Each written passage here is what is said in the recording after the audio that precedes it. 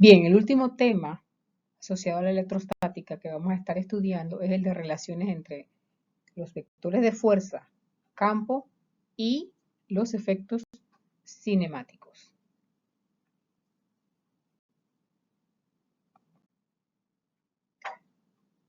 Y vamos a llegar a esta relación, que es la relación que tenemos aquí a la derecha, a través de las expresiones para la intensidad de la fuerza y para la intensidad del campo que tenemos en las distribuciones discretas.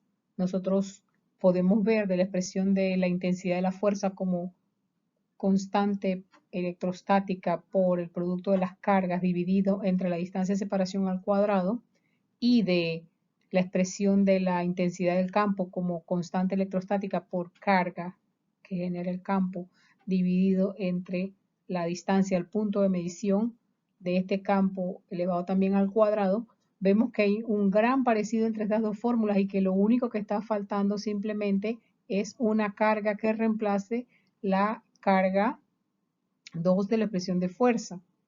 Y es que el campo, precisamente como ya lo hemos dicho, estima la posibilidad de que se dé una interacción de naturaleza eléctrica entre dos cargas cuando solamente tienes una, por decirlo así. Así es que entonces nosotros vemos que yo voy a obtener una fuerza cuando ya conozco un campo simplemente multiplicando ese campo en el punto que se ha determinado. Cuando haya efectivamente una carga allí, pues entonces lo multiplicaremos por esa carga. Así que este resultado, que lo hemos sacado con las intensidades tanto de fuerza como de campo en distribuciones discretas, finalmente también puede extrapolarse a las configuraciones de continuas. Así es que nos va a permitir enlazar los aspectos dinámicos causales, que es lo que nosotros llamamos la fuerza, con aspectos cinemáticos, que son efectos de estas fuerzas, a través de la expresión de la segunda ley de Newton.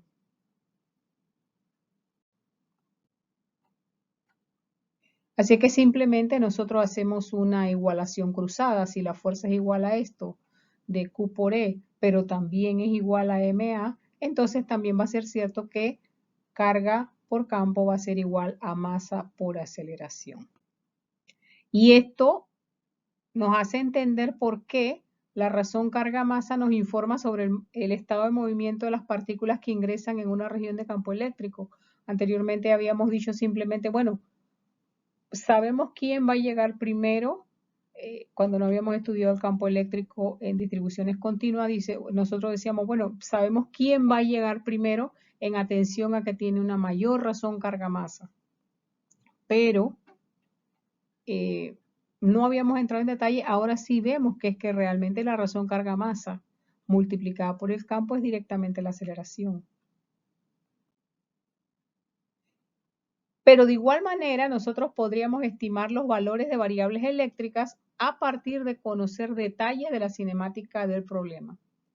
Es decir, que estas son las dos posibilidades que tenemos nosotros cuando trabajamos. Una es calcular variables cinemáticas al conocer variables eléctricas, pero de idéntica manera podemos calcular variables eléctricas en base a tener variables cinemáticas. El ejemplo que vamos a resolver va a ser el ejemplo de determinar la rapidez de ingreso de un ion sulfuro, cuyas características son carga 2 menos y 32,1 unidades de masa atómica, cuando ingresa por la zona media, es decir, exactamente por la mitad, entre dos placas paralelas cargadas con densidad de carga 177 microcoulombs por metro cuadrado, las cuales están separadas entre sí 10 milímetros. Yo sé que ella entra por la región media y que sale rasante con una rapidez que también es incógnita, pero sé que sale formando ángulo de 37 grados por la derecha. Entonces, va a haber que hacer varias condiciones en este caso, varias consideraciones, quiero decir. Es primero que el campo eléctrico, como nosotros sabemos, sale de las cargas positivas y entra en las cargas negativas. Por lo tanto, la dirección del campo eléctrico aquí está hacia la izquierda. Sin embargo, nosotros sabemos que si aquí está entrando un ion sulfuro, este ion sulfuro es negativo, su intención va a ser pegarse a la placa derecha. Entonces, si dice que si sale rasante, rasante significa prácticamente tocándolo a 37 grados, lo que nos quiere decir es que hay una componente de movimiento acelerado en la dirección horizontal y una componente que queda en movimiento rectilíneo uniforme, que es la de ingreso a esta región con campo eléctrico. Entonces, la suma de estas dos componentes nos va a formar la velocidad final de salida y esa velocidad va a tener componente horizontal, movimiento rectilíneo uniformemente acelerado, y componente vertical, movimiento rectilíneo uniforme.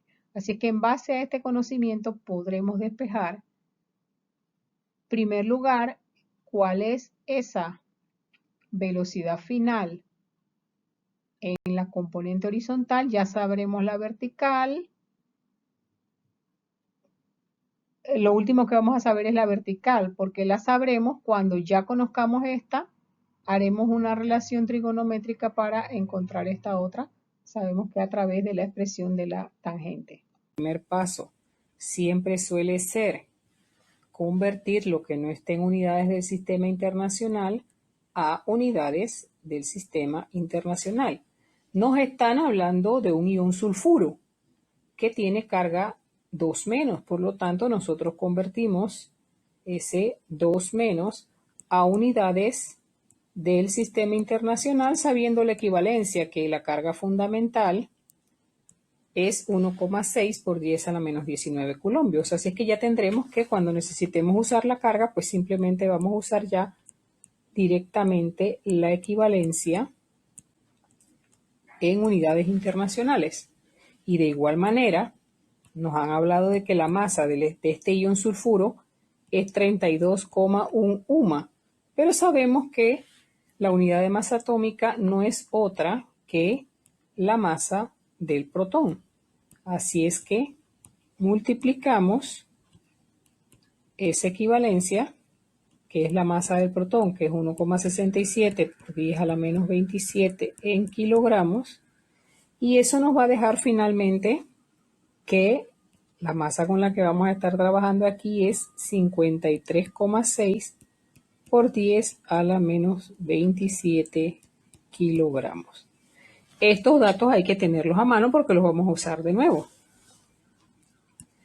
Luego habíamos establecido que hay que calcular el campo eléctrico a partir de los datos que nos dan.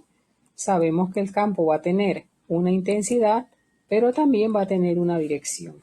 En este caso, pues la intensidad, como solo vamos a estar tratando de los sistemas de placas paralelas con cargas de igual magnitud y signo contrario, en ese caso se calculan como sigma entre epsilon sub 0 y tenemos que la dirección va a ser muy sencillo de saber porque nos han estado diciendo que es una distribución de placas paralelas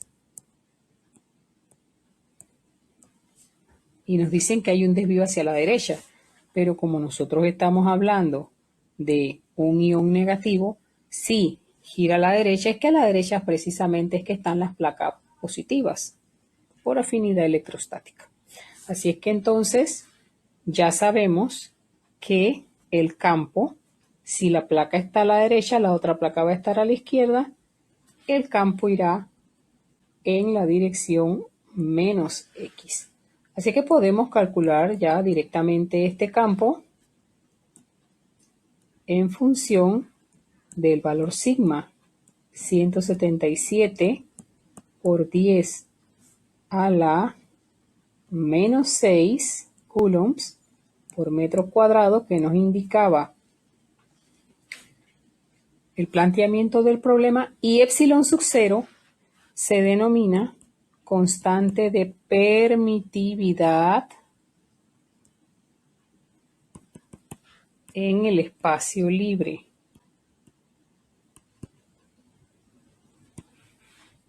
Y y tiene un valor de 8,85 por 10 a la menos 12 coulombios cuadrados, newton sobre metros cuadrados. De manera que cuando hacemos esa división de 177 por 10 a la menos 6 entre 8,85 por 10 a la menos 12 y hacemos las correspondientes anulaciones de unidades, nos va a dar que el campo es 20 por 10 a la 6 newton coulombs, y ya habíamos dicho anteriormente que el campo está en la dirección de X negativo.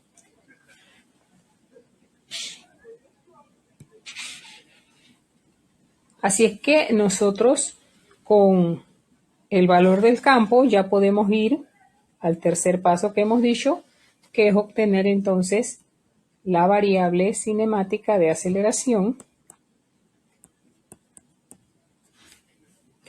Y vamos a tener, como hemos dicho anteriormente, nos sale la razón carga-masa por el campo eléctrico. Cuando reemplazamos los valores, pues carga-masa va a salir de dividir ese 320 por 10 a la menos 19, que espero que no me van a preguntar de dónde sale porque ya lo hicimos en el primer paso.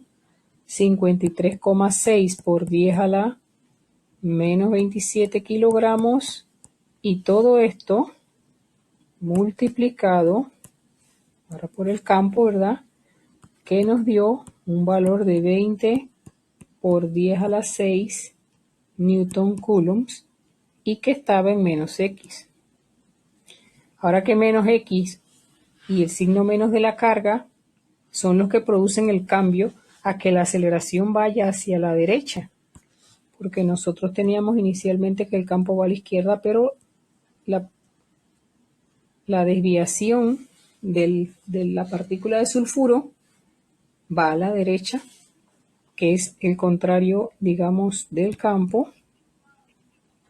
Ese movimiento hacia la derecha sería producto de eso, de que la carga es negativa. Y nos da esa aceleración después de multiplicar la razón carga-masa por el campo que habíamos calculado de 20 por 10 a la 6 newton coulombs, nos da que la aceleración es de 119 por 10 a la 12 metros por segundo en dirección de X positivo.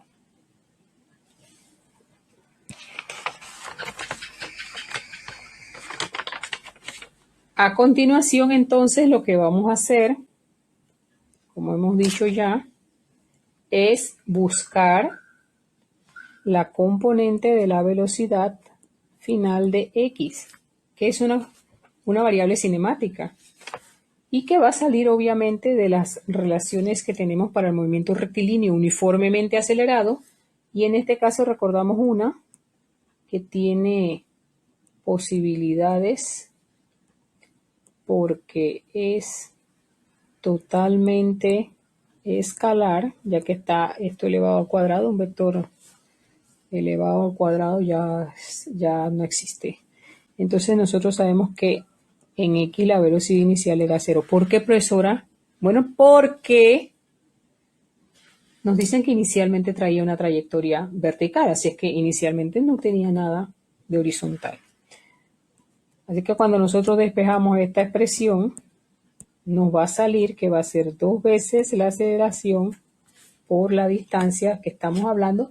Hablamos de que la separación es de 10 milímetros, pero que cuando entra por la mitad, así es que no usamos toda esa cantidad de 10 milímetros, sino solamente 5.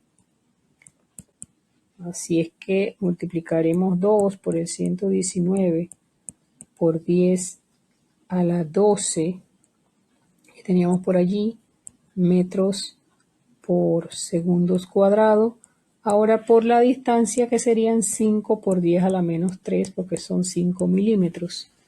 O no me deja ponerlo aquí, por 10 a la menos 3. Con lo cual, entonces, cuando le saco la raíz cuadrada, ese producto de 2 por 119 por 10 a la 12 por 5 por 10 a la menos 3, me va a dar 109 por 10 a la 6 metros por segundo.